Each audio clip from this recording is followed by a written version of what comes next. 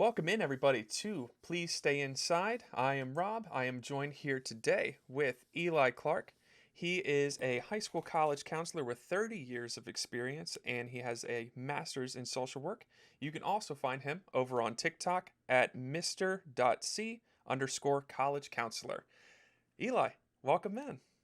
Thank you, Rob. I appreciate you actually inviting me. It's been a great Yeah. pleasure getting to know you, and I'm proud to be on your podcast. It Yeah. is a real pleasure to be able to have you.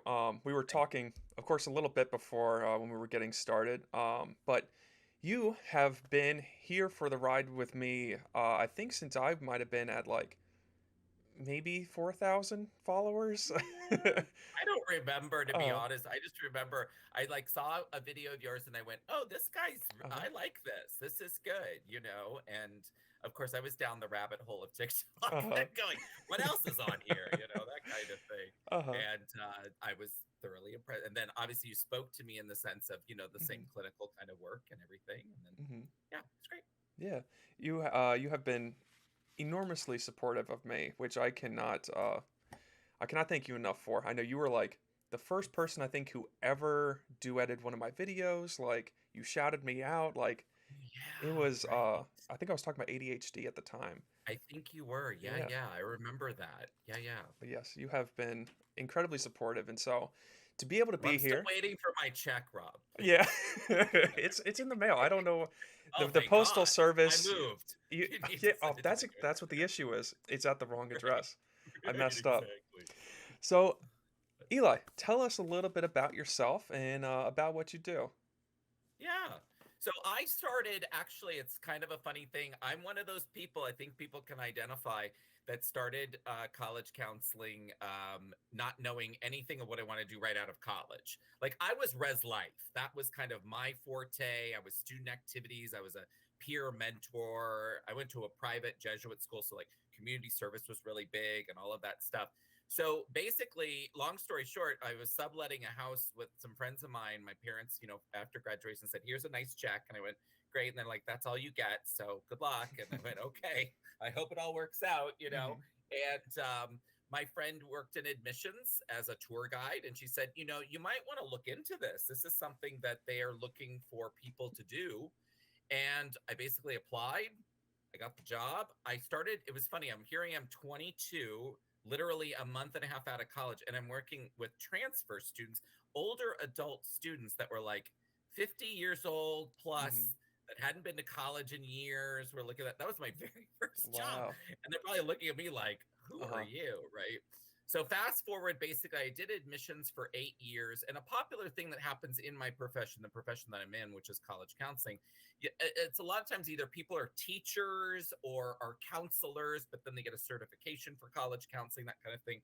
Or another popular way is what we call hop the fence. You go from admissions to college counseling. You kind of have the scope of and the notions of admissions that then you can apply to college counseling. So I did it for 8 years and I loved it, but the travel was a little Mm. hard for me because you travel a lot. Then basically a job opened up in DC, and it was a school that I really identified with, and it was a college counseling position. I applied, I got the job, and we moved up to DC. I worked at that school for 18 years, which was a school very similar to a high school that I went at back in my days of high school. And fast forward to that, I did that for 18 years. Loved that school. But with my master's of social work, as you mentioned, I did an internship at the school that I'm at now, which is a private non-denominational school for kids with learning challenges, neurodivergent kids, ADHD, obviously popular, dyslexia. We don't have any behavioral disorders. We're not a Hmm. rehabilitation school, something like that. But of course, we have some socio-emotional issues that also present itself. So students with diagnose anxiety, depression, and all the host of everything, ASD, everything like that. Hmm. So college counseling is something that it's funny. It's a school that I think I work with a lot of kids and families that think initially this is not part of their life. Like this is Really? not going to be that step for them. And I think what's truly rewarding among many things at the school that I work at now is that I'm able to show them No, no, these are available to you. There are options that are out there if you so choose to do it. And it's, I can go on and on about that, but that's basically what I've been doing. And in addition to that, I do work with some private clients. Obviously, I do TikTok that as well too, really because I was freaked out about COVID and people Hmm. just giving up on the process and saying, well, I didn't meet with a counselor. I have no idea what's going on. There was a lot of changes that happened in the world of admissions. So I kind of started on TikTok going like, I know stuff. I need to help people. Yeah. And I didn't want people to give up. The Hmm. kids had worked so hard for Right. it. So that's why I started it. I don't do it for money. I mean, I Hmm. don't. I don't even know how to get money out of TikTok. I have no idea what you do with that. But Hmm. it's not. That's not my focus. Obviously, my focus is to help, and that's what I Yeah. want to do. So that's a nutshell of what I do. Yeah. Yeah. And help you have. How Thanks. were how were kids feeling when COVID started and they were trying to figure out this whole process? Oh my God. Kids were, Rob, as well too. They were so lost. I bet. They just, first of all, the isolation in and of itself Hmm. was a killer to Right. them in terms of, I mean, we're still seeing some of the effects that we can go into more deeply if you want to, Absolutely. but kids are definitely, they were so isolated, they felt so disconnected. To I mean, if you think about it, school is not only just the place of learning, it's their place of socialization. It's their Right. place that they find their tribe, they discover more about themselves, whether they want to or not. Hmm. They and the interactions with even adults, the mentorship Right. and the teaching that can happen. I mean, Zoom and online was a great band-aid, I think, initially during COVID, but the long-term effect, I mean, it just was not. It broke my heart to see some of my kids. I would see them because I would do sessions like this, Hmm. with my seniors who were applying at that point. And I remember one kid in particular, he first of all, he was so shy, he didn't want to turn his camera on. And then when he did, he looked so depressed. Mm. So we had to stop. I mean, I was like, what's going on with you? Yeah. And all of that stuff. And it was tough. It was tough. Yeah. And then just the entry back into it was tough. So, Right. you know, And I can only imagine being a high school senior and like I know right. so many of these kids that I talk to, maybe they were like playing sports all through high school and now they're about to go into varsity, their senior Yeah. year, they get their senior games, they get prom, they get all of that, and Yeah. just in an instant, just all wiped Oh, away. yeah, it really was. I mean, it was a really hard adjustment, and you did what you can. I Hmm. mean, as educators ourselves, I mean, I definitely felt the effects. I did not like being online. I didn't Hmm. care I for don't it, blame you. as far as the veracity of it Hmm. and the length and time. I miss.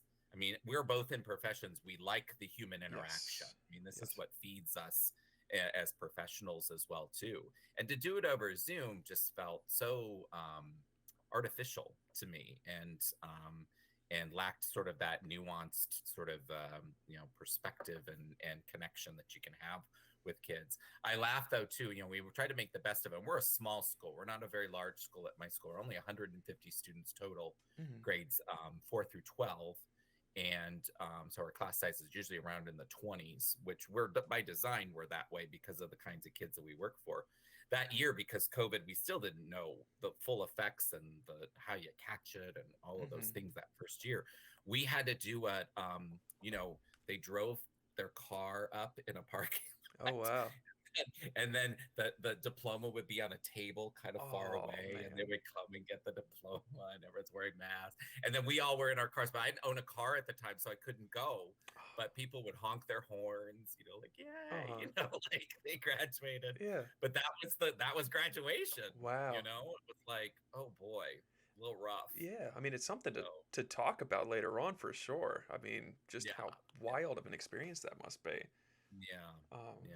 I But I think there's long-lasting effects of it. I think that we're yeah. now seeing some young people, and I'm sure you're seeing this in your respective profession, Rob. Hmm. The way they're having problems interacting, Yeah. they're having problems connecting Hmm. with another person Yes. in a variety of ways, not just for dating or romantic, Hmm. but jobs or for their professors or friends. I Right. mean, the isolation still is so real. Absolutely. I mean, and I have I work with a lot of kids ranging from like 7 or 8, all the way up to adulthood. And I know, especially for like my younger clients, and all of my younger clients happen to be the majority of my caseload who has autism. And a lot of them, missed out on a lot of this opportunity to be able to model some of the behaviors of their peers, to be able to learn through some feedback. And, it, it resulted in so many really negative interactions when they go back to school, which is not helpful when you're trying to figure out how to do that socialization. You Mhm. start getting picked on for being different, and it's like, well, I never figured this out in the first place. Um, for so I know you mentioned that a lot of your population, ADHD is like the predominant population within your school. So for kids with ADHD, when that January February hits and everybody instantaneously they're pulled out of school. I know this is also around like decision time for colleges. So what kinds of things did you see happen within this population in terms of like performance, just trying for college in general, all that? You're talking about that particular class, right? The one, the COVID class, Mm-hmm. in essence, right? Yeah. So one thing just to clarify is Sure. that decision time actually is in stages. Oh. So you have in November, usually November 1st or November 15th is what we call the early deadline. It's either early decision or early action. And not to get into semantics, because I could rattle these off all day long, but early decisions binding, early actions non. So it depends on the school. Lots of students do early. All of my kids applied early this year, and that's usually kind of the norm. They want to find out early.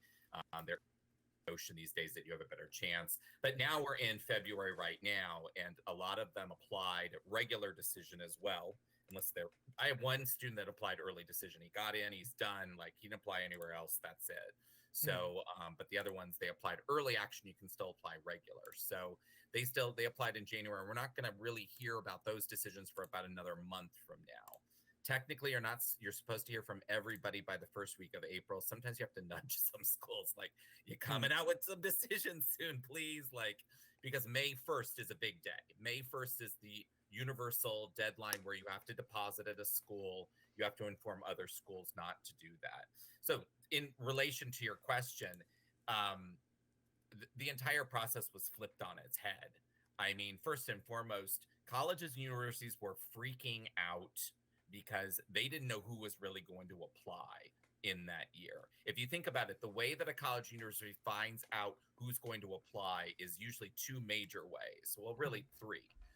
College Board, the SAT or ACT scores, they buy those. So they buy the PSAT score, they buy the PACT score, and they can basically like then market them and find out, okay, this zip code, these age groups, these are the kids we want to target, that kind of thing. Obviously, to them visiting campus, which wasn't happening during Right. COVID, no one was visiting campus. Mm. And then going to high schools, which no one was going to high Right. schools because it couldn't exist. You tried to do Zoom and that kind of thing, but it was really difficult in doing that. So on their side, they were freaking out that year, like who's applying Mm. and doing all that. Now, of course, we have our very ultra selective, kinds of schools that I don't think were worried as much, but still, this was affecting literally everybody. But then Mm. on the flip side, more so to that COVID year, my students just felt like I don't know what to do. I, Usually we did this in school. What do I do now? So heading off at the pass, I mean, our school did a very good job on pivoting. We pivoted in 48 hours to an online platform Wow. because, yeah, the head of our school is like this amazing woman that, Yeah. I mean, she told us in like late December, she's like, we need to prepare. We're like looking at her like, what are you talking Right. about? Right. And then come March, we're like, oh my God, I can't believe Yeah. so we pivoted in 2 days. We were all asynchronous. We were all doing online. We actually went hybrid much earlier than most, but again, we were small. We could contain our numbers, and it was all masks. We even had to all walk the same way through the hallway, so you weren't passing each other. It was Mm. really crazy. So Yeah. in doing that, but again, they just felt like, how am I going to get through this process? There's still the intricacies of it. The test optional thing Mm-hmm. of the testing was incredibly confusing to them. Still remains to a certain degree, but yeah, it was hard. Now, luckily for them, I mean, I'm not saying, oh, look at me, but I mean, they had me. I could Yeah. help them through this. I was able to kind of wrap my brain around. And one thing I do in my job, it's not just working with kids, but I have to keep my eyes and ears on what's happening in the world of Right. admissions. So I read a lot, I go to conferences, I talk to colleagues, I know a lot of people in college admissions. So I've got my ears and nose to the grindstone, like, hey, what's going on? I need to know what's happening, that kind of thing. So in doing that. So yeah, it was tricky. It was difficult and challenging, but my that class was still successful. So, Yeah. in doing that. Now, overall, I would say we saw a huge decline. I mean, the National Student Clearinghouse, I think that year saw almost close, I think it was like a 9.6% decline in college Wow. enrollment nationwide, the largest being 2-year schools. Because if you think about it, the ones that the 2 year colleges and universities usually support those that don't have necessarily always the financial means to attend colleges or universities. These are the people that probably didn't have college counseling, Hmm. that everything was online. God forbid, I even dread thinking about it. They may have not even been online because they didn't have internet, Right. or it was really difficult. Right. They had to go to their McDonald's or their library in order to go to Exactly. school. So just breaks my heart. But Yeah. yeah, Absolutely. I mean, I was working in Appalachia at the time of COVID, yeah. and when we tried to make the transition over to virtual, I didn't know anything other than like Skype from back in the day, and I maybe used it Mm, like twice. And yeah, most of my clients did not have like reliable access to internet, and a lot of the sessions I was doing at the time were all like over the phone, which is like the least personal thing next to like text messaging. right. And so, I mean, you can imagine like people are trying to figure everything out, and of course, everyone's mental health is just rapidly declining. Yeah, Which I think is something almost everyone went through at that point. right. Um, and it was just like it was very, very difficult to try to get used to. Yeah. I always kind of chuckle too because I mean, I'm fine disclosing this. I was actually in therapy prior to COVID for just another kind of Hmm. reason. I was having some transitional things that I needed to discuss with somebody. And obviously, I'm a big believer in therapy. I think it's Hmm. always a good thing. I always say it's like tuning your car. Like, I don't know how to fix my car and the Hmm. oil. Like, I need to go to somebody. So I I'm going to like go to that. somebody, right? That's how I kind of think about it. But it was funny, like, after when that all virtual thing, my therapist at the time said, well, we could continue. And I felt pretty good. So I Uh, like terminated very quickly. I was like, no, right. we're good.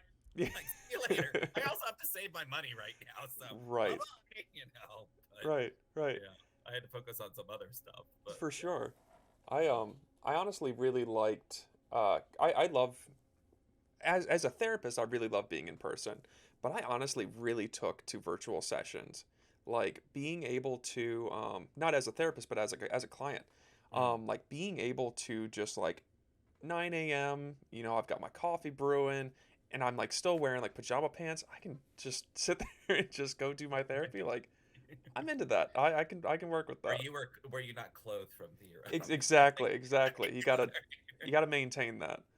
Um, I'm so wearing pants today, I promise. exactly, exactly. So for you, what was that time like having to, so quickly transition and just life changing? What was that like? It was tough. I mean, and the thing is, I still had to do what I had to do, right? Right. This was March of 2020, so my seniors at that time were pretty much done. As a college counselor, some of our main duties and responsibilities are not just meeting with colleges, helping with essays. I read all the college essays at my school.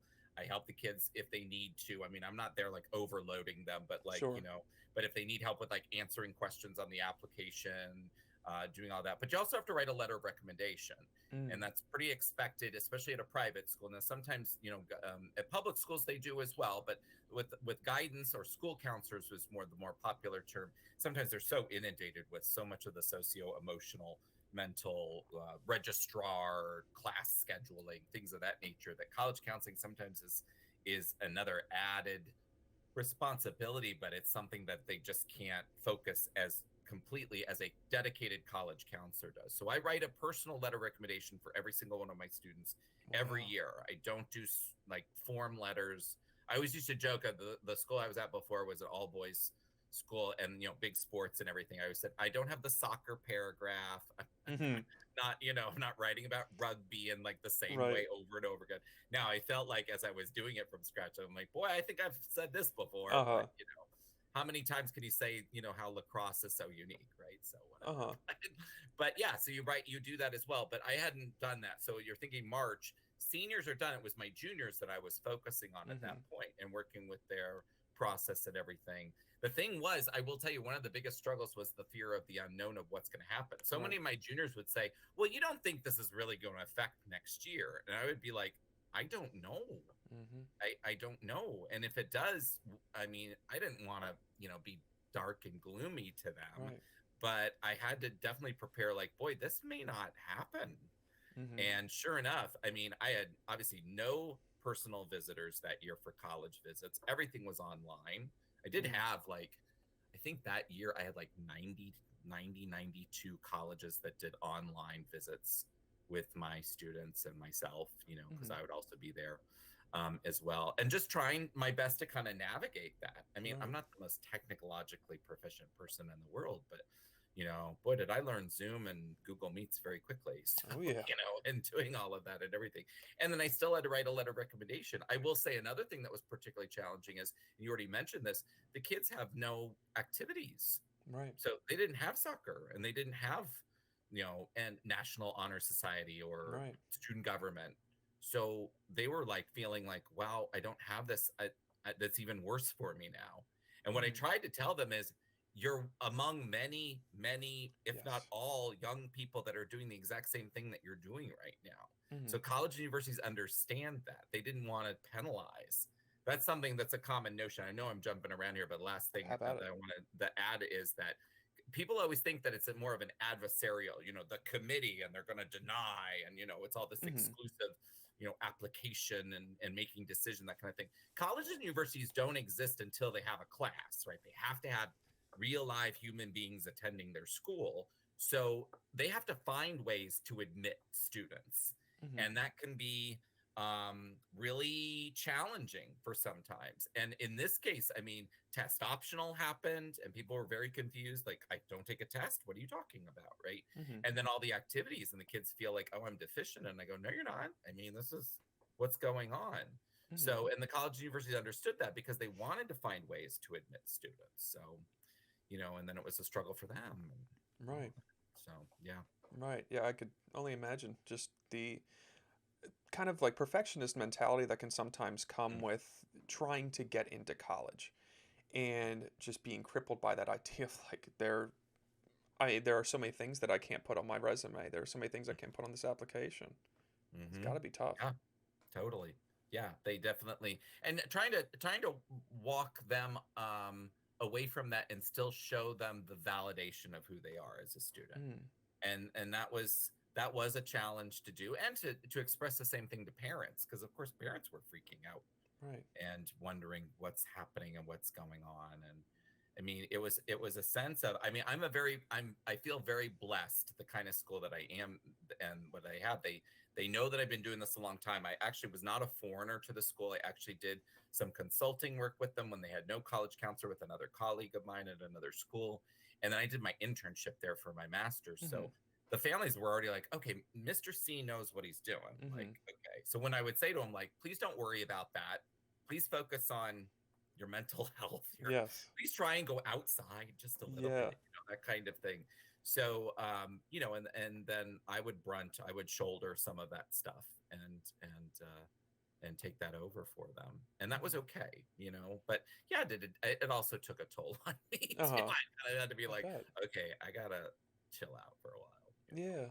It's like when I hear you talk about your job and the things that you do, it does sound like you have this passion for your job that is like very deep. I mean, for you to write personalized letters of recommendation for everybody, for everyone to be able to trust that, oh, it's Mr. C, and for you to have that ability to give that reassurance to so many people, I think Yeah, really speaks to what you bring to the position that you're in, thank and you. just the I passion you just have. I love going to work every day. Really. And my grandparents, who were great, wonderful role models of me, as my parents were too, but Hmm. my grandfather always said to me, if you love what you do, it's never work, right? I Hmm. mean, we've heard this saying in certain ways, either literally or in another form or fashion, but he also believed that as well too. And yes. Do I love the kids? I do. Do I love them every day? I don't know about that. Sure. But, but but they're really great people. Yeah. And people always people who don't know what I do sometimes say, "Oh, but the parents, right? Oh my Mhm. God, working with the parents must be so challenging." I mean, they say other words, right? Sure. And I always say this about parents. I always say the message is admirable. What they're trying to tell you is, I Yes. want to be a good parent. I want to do the best for my kid. I want to be the full support of them. Mhm. Their delivery sucks. The way they say Yes. it is terrible. It's awful. It's wrapped up in ego and anxiety and all Uh-huh. of these things. But what you have to remember as a counselor, and you know Mhm. this too, what they're projecting onto you has nothing to do with you. Yes. It has to do maybe with the persona of what you represent, or a lot of times I call it, I'm just the dump. I'm the repository of their anxiety, and Mhm. and doing that. I always remember an episode. I know I'm jumping here, but one of my favorite episodes of Mad Men. There was a Mhm. doctor that had to go in this snowstorm, and Don Draper was with them, and he had to go do a surgery or something. And Don Draper says, "Why are you doing this now?" And it's so snowing, and the guy turned around. He said, "People will do anything for you if you hold their anxiety for them." And I went, Mhm. "Yep, Yeah. got it." That's So, amazing but I advice. love it's so much fun, and Yeah. just the changes of it all, and Mhm. it's like a puzzle every year. It's kind of interesting. I love visiting colleges. That's fun. Mhm. And Yeah. seeing my friend, I know friends that I've known for now 30 years that Mhm. I've known that work in admissions, that work in college counseling. It's really great. So Yeah.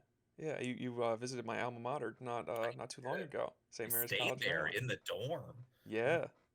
Oh, Yeah. I went for a alumni weekend, I think back in I think it was like June or July of this past year, and they must not have turned on the AC. It was it was rough. I was like, "Oh, thank you for welcoming me back." Oh, Uh great. so It's a beautiful school, though. I love oh, St. Mary's. It's a great place. gorgeous place. Yeah. So I definitely hear the passion that you have for the job, and it's something that you love to do. Are there times of the year that get more difficult for you to hold on to that passion? Yes, of course. Yeah, I would say it's funny because in my profession, you say the 2 months that are the hardest are October and April. But Mm, October is actually technically right after Labor Day until right before Thanksgiving, hmm. because you're juggling all these balls. You're meeting with your kids, they're applying, you're helping with that, you're reading all the essays, but then you've got all these colleges visiting. I mean, I usually on average would have four, if not five a day.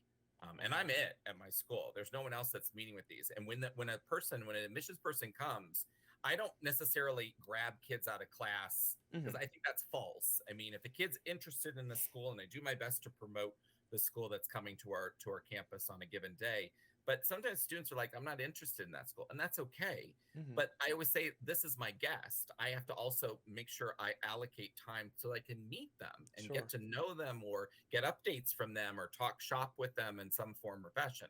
Now, unfortunately for me, some of these are my friends. So I'm just like, "Oh, how's life?" Right. Like, Right. "How's your dog doing?" Or, Uh-huh.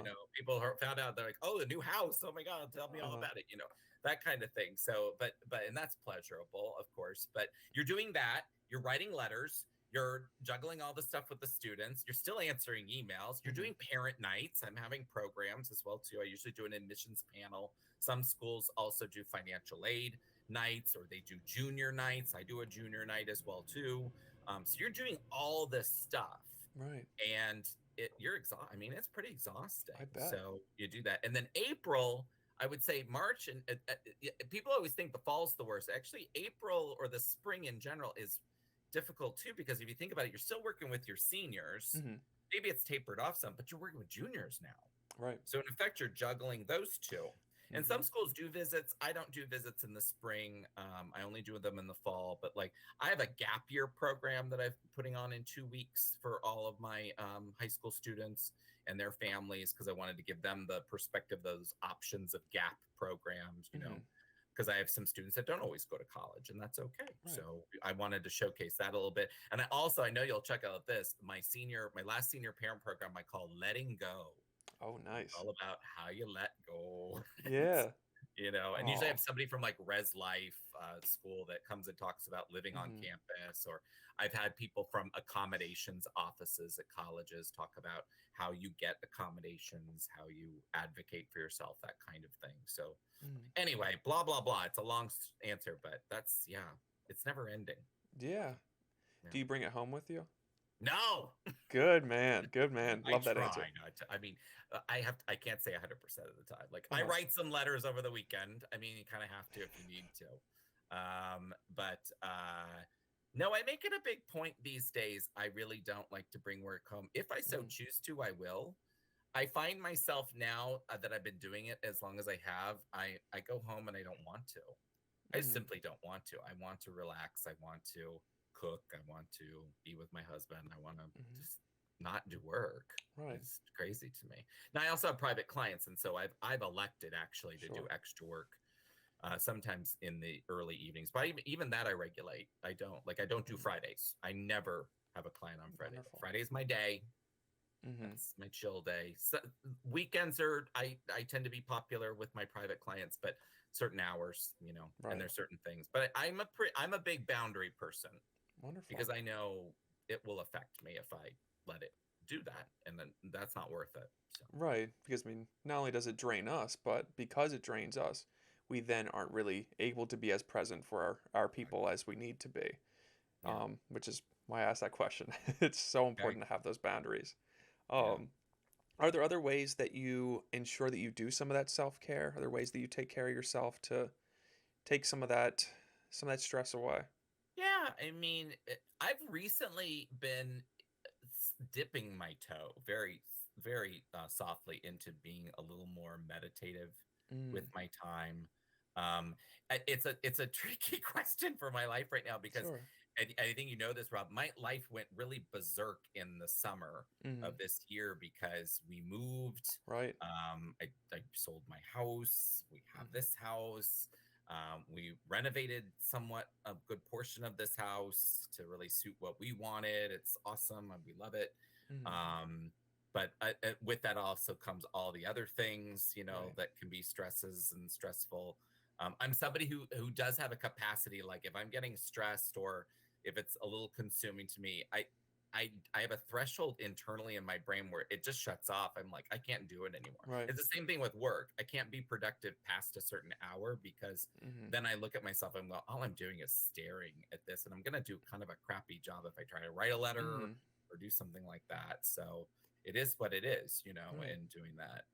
But yeah, I think the meditation. I read. I love that, and Mm-hmm. I mean, I love television. I'm Mm-hmm. gonna own it. I love all things. We have all the streaming right now. I Oh can't yeah. believe how many streaming things we're doing. We're watching all these things. I watch garbage television I sometimes. love garbage television. Right. And me too. I love all the Bravo shows, Mm-hmm. all the real blank blanks and blah blah Uh-huh. blah. I like real estate. They have the $1 million listing. I love those, Mm-hmm. looking at all that stuff. So yeah, whatever. Yeah. I'm a big fan of just TV shows that have like little connection to my life so But that I right. can just like look at them, just look at them go. Yeah. Just the And drama some that is I unfolding. love the reality. Like I love Yeah. that show, The Circle. The Circle is just a I've heard very it's amazing. interesting show for me. So I yeah. tried Love is Blind for a little while. Oh my God. Um yeah, I love that stuff. I just finished it's an older show, but I just finished rewatching Flavor of Love from VH1 way back in the day. Oh, Oh my God. that talk about relaxing. Just All it right. was amazing. Yeah. So yeah, Oh, but it's hey, that's how you do it. But right. yeah, it's funny. I'm reassessing some things in my life now, that I've been a little more settled and things are good that I can start focusing on. Yeah, I've Hmm. been focusing on my health more. My Hmm. sleep is still a little weird right now, but I'm trying to Yeah. navigate that. There we go. But You're acknowledging it and you're working towards it, which I is am. that Yeah. is such an I will important tell you step. that I don't have a commute anymore, which is so great. I That's used to have over amazing. an hour commute because I lived north Gosh. of almost to Maryland. I think it told you that. Yeah. And my school is in Alexandria where I live now. My Hmm. commute is now 15 minutes Oh, max. So beautiful. I know it's great. Mm. That's Yeah. awesome. That does make a very big A difference. huge difference. Man. It really does. So yeah. So I guess shifting over to, you know, to the kids and the process and college in general, because I would love to be able to talk about mental health, how it is Mhm, affected by the college admissions process, by the mhm, stress of it all. I know you mentioned, even some of the stress that parents go through as they're trying to navigate this and the letting go part of all of this. Um, how do you see kids being affected by the college process as they're mhm. trying to do all of this? Yeah. So we're getting into our clinical here. I feel like I'm being tested now. I'm a Mm-hmm. little rusty on some of my clinical technology and terminology, but I've always said that the college process is a study in ego defense. That if you think about it from a theoretical standpoint, I always sort of equate the college process like systems theory. You know, you are a system of your own, Mm-hmm. and you have your own likes, dislikes. You're passionate about this, and then things in outside permeate. Mm-hmm. COVID, Mm-hmm. grandpa, Right. somebody, the dog isn't doing well, whatever, right? And those things permeate, and college stress can permeate that. Mm-hmm. So what students tend to do is to maintain their system, to maintain their bubble, they start shooting out things like rationalization, intellectualization is a very Oh yeah. classic ego defense that students use where they go, well, I won't, I'm going to apply here, but I will not get in. I hear Mm-hmm. that quite often when they say, well, I know it's very selective, but I'm just going to try. Mm-hmm. And what I try to tell them is, you don't really know if you'll get in or not in essence, even though the statistics are high. The Ivies, for example, Mm-hmm. everyone thinks, so I have no shot of getting into the Ivies. Right. What I always say to students is, if you don't apply, you don't get in. Mm-hmm. Duh. Right. But also, they have to admit people Yeah, every some year. people get in. Yes, they do. It may not be you, but Mm-hmm. I mean, you can try, Mm-hmm. right? So the ego is something that's delicate in this process. It's delicate when you're a young person anyway. They're trying to form their own identity and assert themselves and do their individuation, become adults, and Mm-hmm. try their stuff, and then they screw up that sometimes, but Sure. whatever. But yeah, but and also too, they're also reality testing on you, Mm-hmm. as they're trying to like permeate, like, do you think I have a shot? Do you think I'm weird? Do you think this Mm-hmm. was a good activity for me to do? That kind of thing.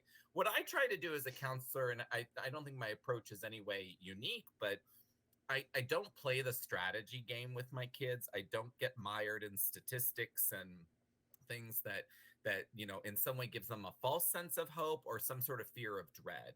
I also Mm-hmm. tell them straight off the bat, and I can actually go into some great examples of how I do this. But one thing I do tell them when we first meet, I actually meet with, so I've met with my juniors, for example. I'll just give it in this context. I've met with my juniors on their own. I did not meet with mom or dads yet, or guardians, or what have you. I Mm-hmm. only met with the student. And when you meet with the student, I always tell them, this is my interview to get to know you. Like, I feel like I know you because I know you around school and that kind of thing, but I wanted to get to know who you are. And one of the things that I do that then eradicates the sense of reality testing and the sense of ego defense, that kind of thing, I never look at their grades. I have Mm-hmm. access to them, but I don't look at their transcript. And I tell them this. I say, I don't know your grades. I'm going to ask you what I'm about to see later on. I'm not even going to look at it in this meeting. But you tell me in your own words, how did freshman year go? How did sophomore year go? How is this year going? What are your favorite classes? What classes haven't worked? Blah, blah, blah, all that kind of stuff. And if you think about it, it serves two big purposes. It gives them their voice. It tells Right. them, what you're telling me is important to me Yes. because I want to shepherd that. I want to encourage that. I mean, and also too, it's a little selfish, but it builds good rapport. They're like, oh, thank God, he doesn't think Mm-hmm. I'm a jerk or a dum dum head or Right. whatever. Right. you know, he doesn't have a preconceived notion of me. Mm-hmm.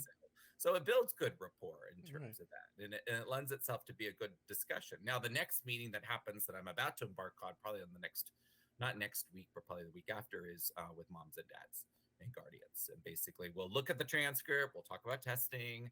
I come up with in addition to doing a personalized letter of recommendation, when I do with juniors, is based on the information I gathered from their first meeting without looking at grades. Mm-hmm. I come up with a list of some schools, and it's their college exploration list. So that way they can see that and sort of go, oh, let me look here, let me look there, you know. Mm-hmm.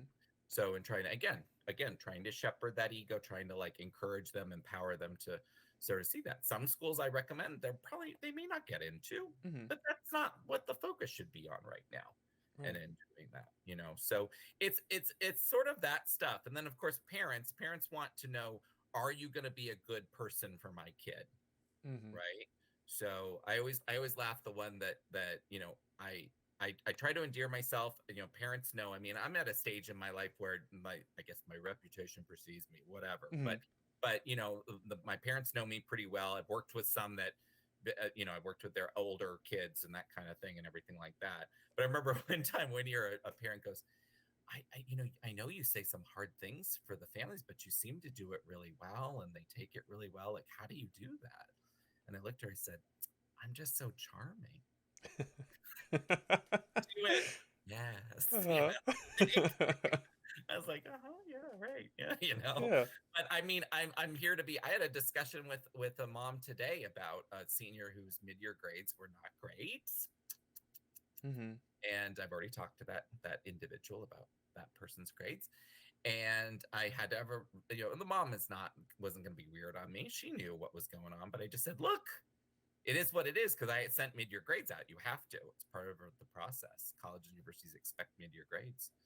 And she had some poor grades, and mom was freaked out, and I had to talk about it, and she knew, but I Hmm. said, now's the time. I mean, this is reality now.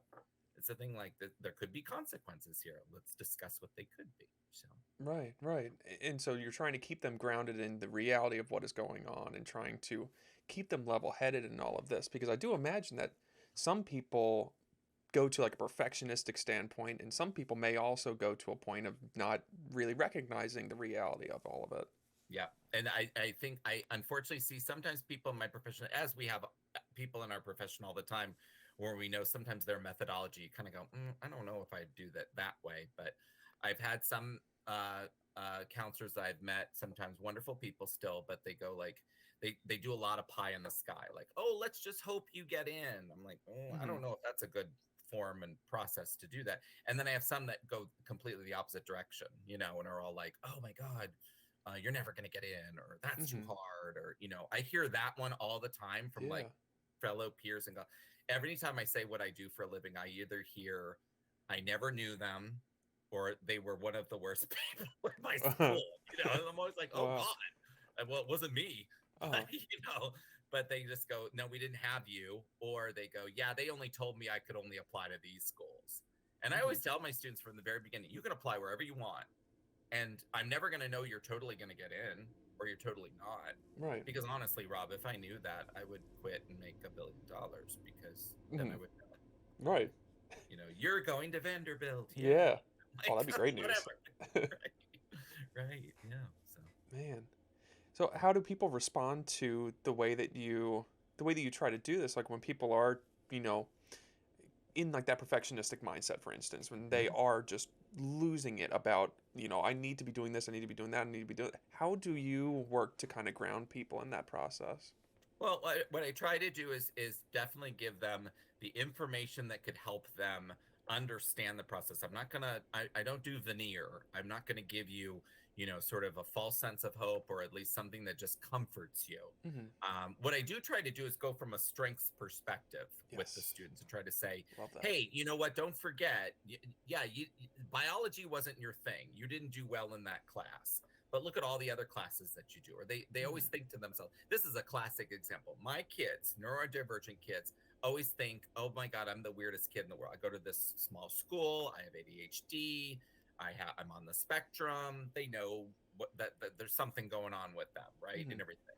So I remember that this happens every year where they go, well, I'm just, they don't say it like this, but they just go, I'm kind of a weirdo. And I go, what I try to tell them, and I visit their classes. We do, I do certain sessions in their classes as well. One thing I always say is, think about how you learn, because you know actually more about how you learn than many other people your age, because you've had to know how you Right. learn. You've had to compensate. You've had to develop skills that still make you just as successful in finishing that presentation, in doing that paper, in taking that test, right? Right. Colleges and universities love that. They love seeing skills of young people Hmm. that they've had to manifest and develop over time, right? What they don't want to see is some lazy kid, that's not Sure. doing anything, right? But Sure. so that gives them this perspective. It kind of, in some ways, flips the switch where they go, oh, I've never thought about it that way. And Right.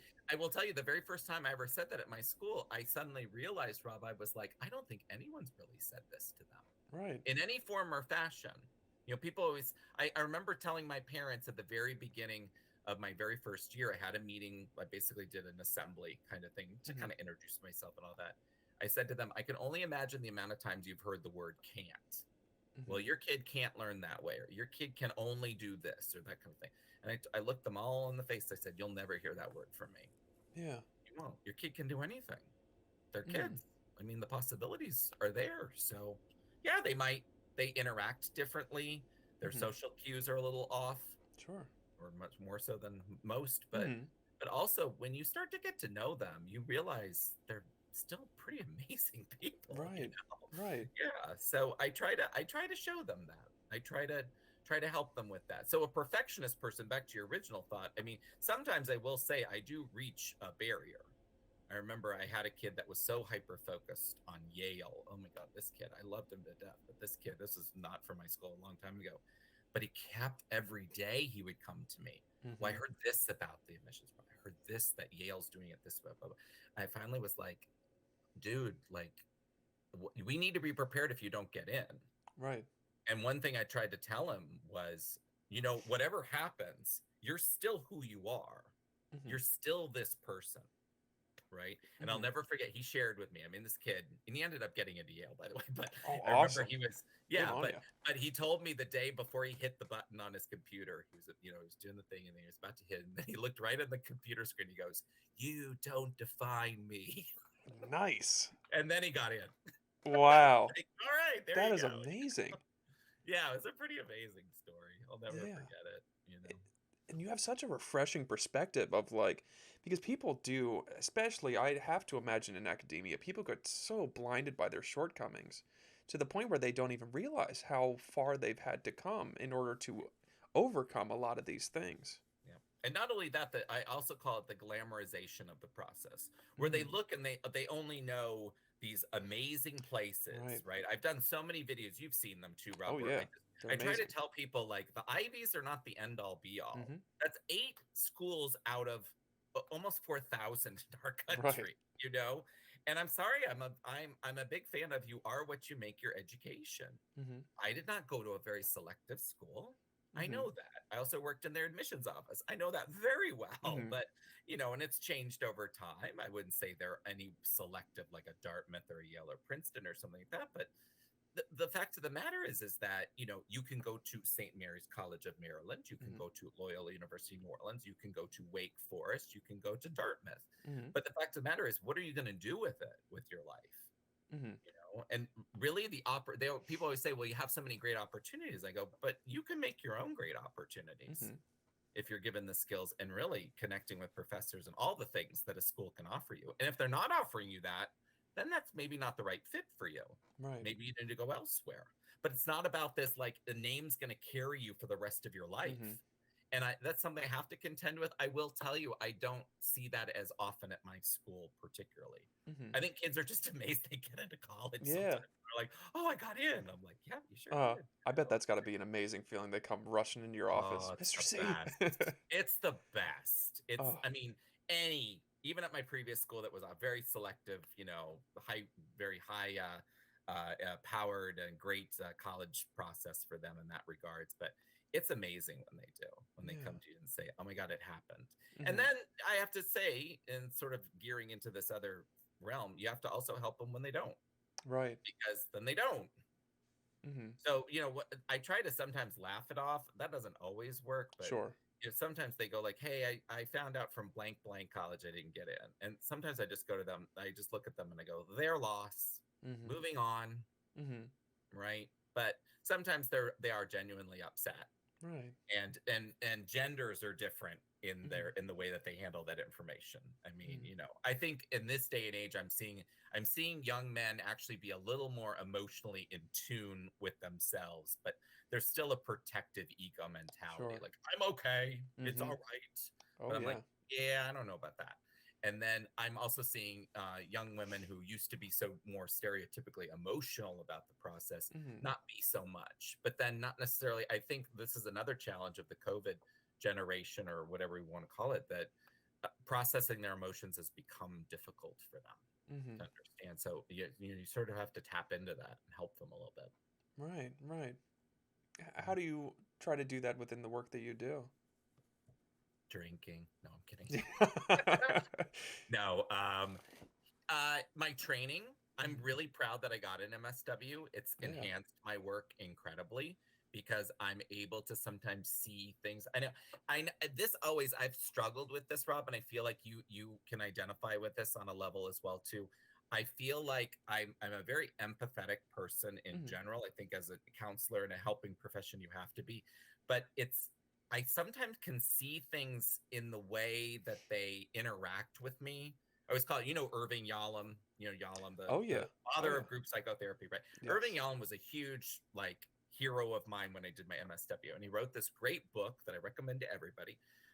It's called The Gift of Therapy, and in it he talks about this thing called the process in the room. That when you do a therapeutic relationship, of which college counseling is a form of therapy in a sense. I mean, it's Mhm. not like what you do, um, you have to recognize the process in the room. It's not about what they're saying, it's how they're saying it, what Right. they're emphasizing, obviously their body language, the doorknob moments where they go, okay, I'll see you later, and they go, by the way, I hate my life, and you go, wait a Right. second, Right. you have Right. to come back, right? So I mean, it's all of those interplays that happen. So when a student asks me about 8 times what the SAT is going to be like or how testing is going to be, they're obviously very concerned about that process. So what I Sure. try to do is I'm listening in my brain. I go, okay, they need to know more information about this. They need to not only know how it's going to work, but what colleges and universities are looking at when they're looking at testing, Mhm. for example. And that's changed quite dramatically. So you have to kind of in tune yourself with them, and Mhm. not everyone can do it. I understand. I Sure. mean, we all have our tools in our toolbox, but for me, it's been something I can really rely on.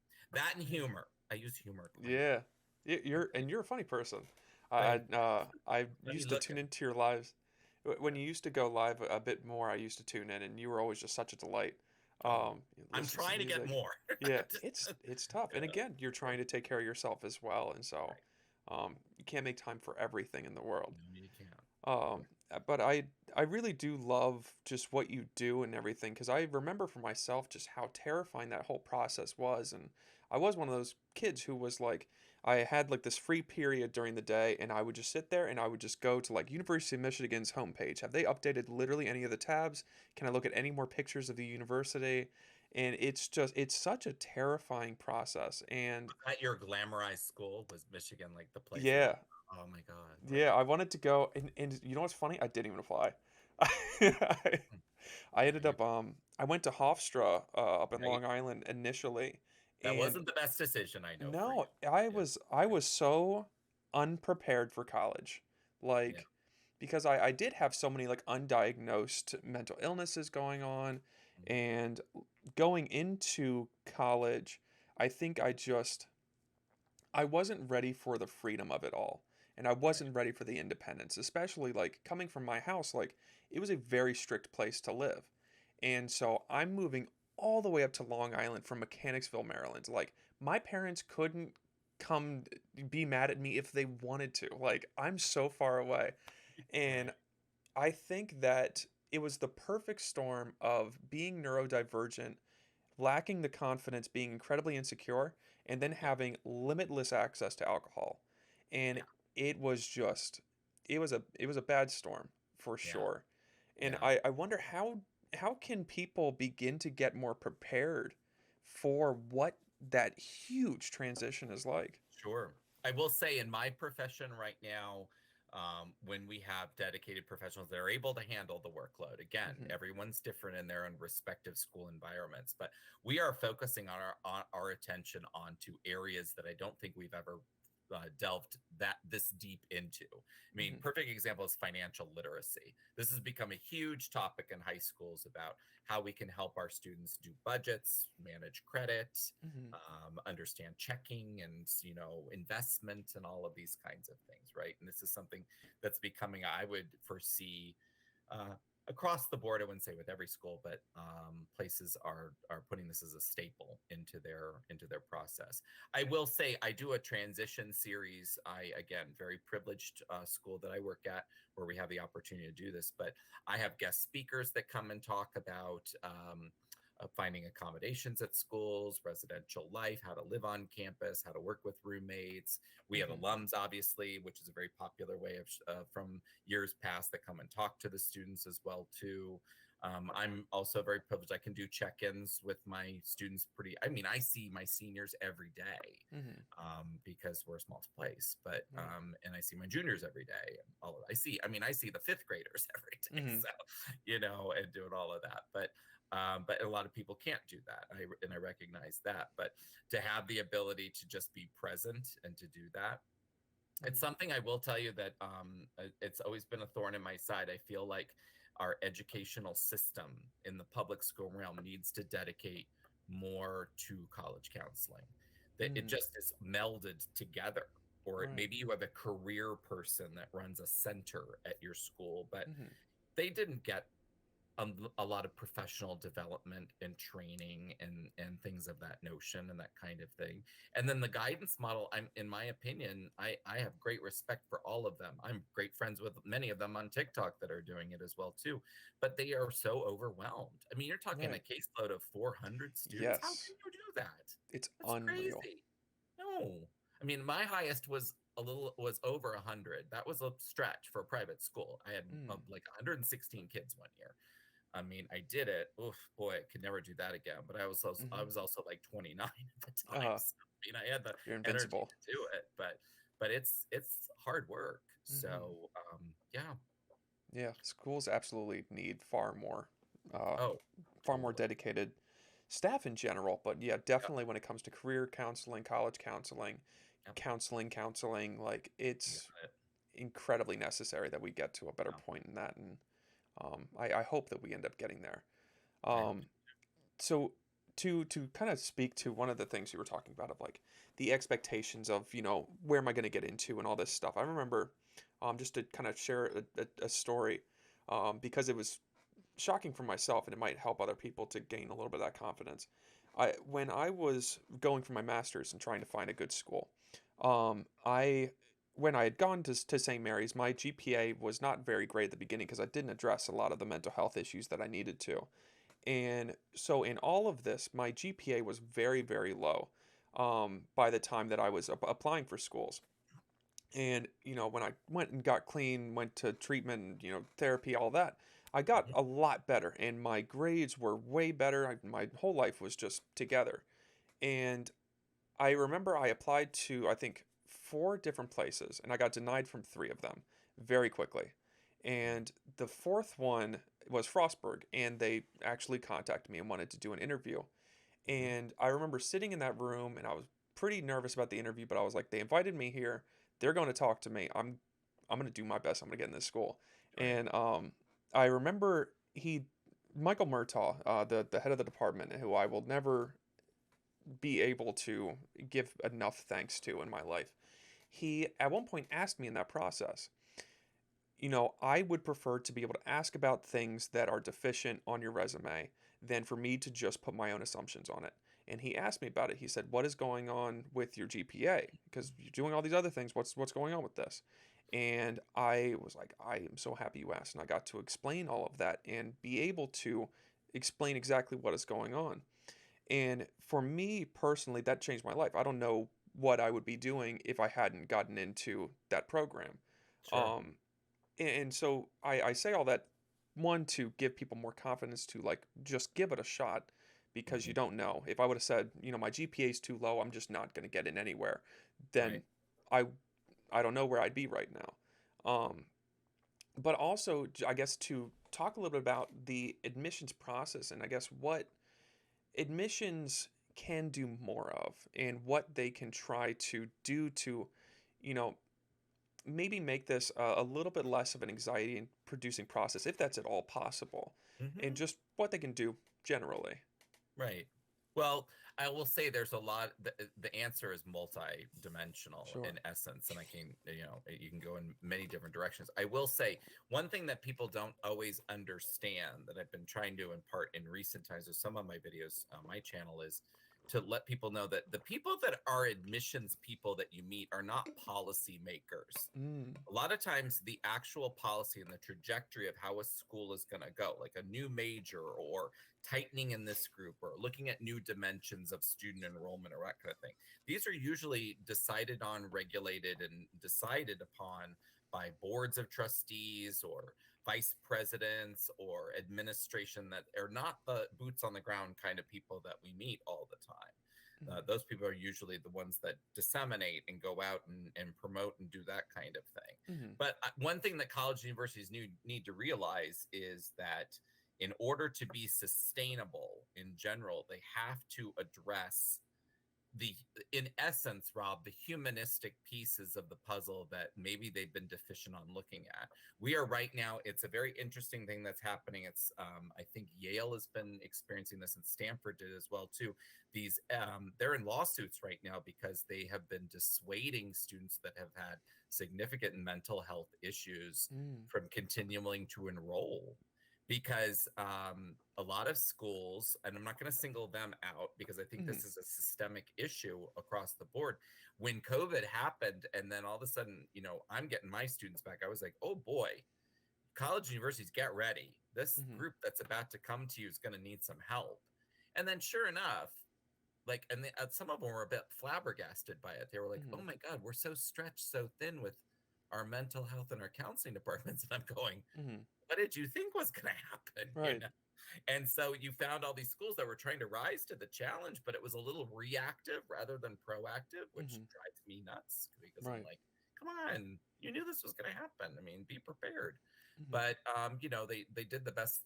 Well, I wouldn't say they do the best that they can, but they're trying at least in Mm. doing that. And also to the financial piece of it. I mean, this is still a Yes. huge barrier to college process and to enrollment in general, and just the Mm. perception of I always tell people, when you look at the price tag, it doesn't mean you're going to pay that full amount, but there is a threshold. People are gapped all the time. Mm. They only get so many, and then people hear these strange innocuous stories of like, well, there's a full scholarship out there, I heard this person gets everything, and I go, I don't think so, Mm. but because you have to remember that it's not that schools are a business. You could say that, but they also have to make sure that they're sustainable. Yeah. At practically every school is going to be tuition driven to some extent, and they need that in order to survive. What we're Mm. seeing, which is unfortunate, is we're seeing a contraction a little bit of some of these schools that were not very well endowed and not Mm. very financially sustainable, and they're either merging with other schools or they're closing. I just read about this school that's I think it's in Iowa, but it was a small little Catholic school that was serving a lot of first gen students, local students, that kind of thing. It's closed. Wow. They couldn't do it anymore. So, so you do that. And the thing is, what I don't want to see happen, the thing that really I'm keeping my eyes on because I think it would be horrible, is all of a sudden college enrollment becomes a meritocracy. Those that have can go, Mm. and those that can't will go to other opportunities, then could maybe be ones to sort of just put them in that situation. I'm not saying like community college or trade schools bad. I'm a product of my Mm. father went to community college, but the fact of the matter is that I could see then people going, okay, well, you're limited over here because you went there, and this is Mm. all that you can do, as opposed to, oh, you went to a 4 year and da da da blah Right. blah blah blah. So I mean, we have to promote the efficacy and the availability Mm. of college world to everybody. Yeah. You know, I agree entirely on that. It's far too far too much of a privilege versus just being a thing totally. that everyone can access. I think an educated population is a benefit to everybody. Hmm. Um, And also that it can be available to everybody. I mean, people look at it as such as hard boulder and challenge mountain to get over. And I always go, no, no, no. If you mhm, keep an open mind, you don't mhm, get glamorized. You don't go, oh, Michigan's my place, mhm, right? You go, oh, wait a second, this could. And if you think about it too, I mean, yeah, Hofstra didn't work out for you, but the thing you have to remember, Rob, is you became the person that you are because of the experiences that you absolutely. have, where you are at this point in time in your life. Hmm. So Yeah, there you I go. I've said it before. I'm very thankful for a lot of the hardship. Yeah, It's I wouldn't be me without it. So totally. I like And you me. wouldn't be able to Exactly. probably do parts of your job without it as Exactly. well too, right? Exactly. The experience helps a lot to better understand people who are going through it. Right. Um, so it helps a lot. In speaking on that as well as we begin to close up today, um, I really want to thank you a lot for everything being here. Also, just being supportive of me in general. I am incredibly Even though thankful for all you're of that. kicking my butt on TikTok, man. My God, he's like double me now. Well, I will Look at him. continuously No, no, it's okay. I will continuously look up to you. One of the experiences that I think you helped to make a very big difference for in my life was in like mid 2021 when I did accept the fact that I am bisexual and I came out, I talked about it, and that was the time that you did join my live and we talked a little bit. And you brought tears to my eyes, the amount of support and love that you showed me. So I think it was a truly amazing moment. I yeah. remember I was first of all, I think you mentioned it in a video. I don't think you said it live. I think it was Hmm. a video first that I you had. put, and I remember seeing it and I went, okay, first of all, this guy's got balls. First of all, I always say, I'm openly gay. I've been gay all my life, but and Hmm. all of that stuff and everything. But people always say, well, do you ever have a problem coming out? I'm like, if you talk to me after like 2 minutes, you kind of know. Give me a break, at this point. I used to work with all boys at this Catholic high school, and people would be Hmm. like, well, is it a problem there? I'm like, if it was, I wouldn't be working there. Right. Right. Serious, and the kids aren't stupid. Come on, Hmm. and that kind of thing. But to put it really out there to the internet Yeah. and the world, and yet you're in this wonderful, loving relationship with a woman, and Hmm. and building your life with her and everything like that. I just thought that was amazing. I was Hmm. like, this is incredible, and I think you made a great inspiration to many people. Hmm. Well, that means a lot. One can only hope, and you helped to inspire me. So Thank you, sir. if anybody's inspired, you inspired them as well. Oh, So thank you. um, yeah, Appreciate you that. have been nothing but wonderful to me, and so I very much Thanks. appreciate you for everything. I know. Soon Um, we'll have the coffee, right? we will For eventually those that have have the been coffee. watching, we've been trying to like physically actually meet each other. We've Hmm. never physically met each other. So one of these days, because we don't live that far away from each No, other. we So, do not. And right. DC, I think, is a perfect kind of middle point. Or another place. I've been Yeah, trying to get you to come absolutely. down. Oh, absolutely. It's kind of cool. Yeah, Yeah, we'll figure all that out for we sure. will. We will. So, Totally. Mr. C, would love to give you an opportunity to plug some of your stuff, your Yeah. channel, everything like that. Right. I think the only thing, I hate to say it, but the only thing that I have publicly that people can do, if you'd like to go to my TikTok channel, it's Mr. C underscore college counselor. To be honest with you, just look up college counselors. I'm one of the people that pops up. Mm, There's not that very many of us in the TikTok realm. And I want to encourage anybody to echo that who's in the profession. But a lot of times, a lot of people in my profession are like, you're doing what? How are you doing that? mm, And I go, well, TikTok isn't necessarily the hardest social media platform to do. It can be exhausting, but it can be exhausting if you let it be. mm. So, I've been doing this whole series, this, Rob, about like, I call it questions in my car. It literally takes me a Yeah. minute to do. It's so easy to do, Uh-huh. but it's doing that. But that's really the only plug I got is that. People, you can reach me there. I do private college counseling if anyone's interested, but you can just engage with me on TikTok and I can then give you my email. And if you're interested in hiring me, Mm. by all means. Awesome, awesome. And last question, will Pick a Pencil be making a comeback? I know. Oh God, you're like the 40th person that's at and pick a pencil. The jar is like right over there. Uh, I was on live yesterday and somebody was like, are you gonna do that? I'm like, I know. Well, first of all, I have to be mea culpa. Like, please don't kill me. mm, We picked a pencil after Thanksgiving. My best friend was in town. I still have to do that profile. It's mhm, now closing in on 4 months. I'm really delinquent in it. Yeah, the thing with pick a pencil though is, and for those that don't know, I have a jar of pencils and I pick them and then I do a profile and school. It's just hard to do yeah, because I try to do all this information and you got to fit it in 3 minutes and I'm positioning my camera to my yeah. computer. I'm You so put a lot of old work into school, them. I don't know all the intricacies of TikTok all the time, but anyway, you do what you can, but it does take, but yes, I will be back doing pick a pencil. I promise. Maybe like a summer project. Yeah, or just I've got actually a spring break coming up, Oh, and wonderful. yeah, it's I got to get off my ass and just do it. So you I got to stop just complaining about you it. are already doing so many things. I say it mostly So because Frostburg's still in there, and I want to see that's right. Frostburg. That's right. You want me to pick that one, don't Yeah. you?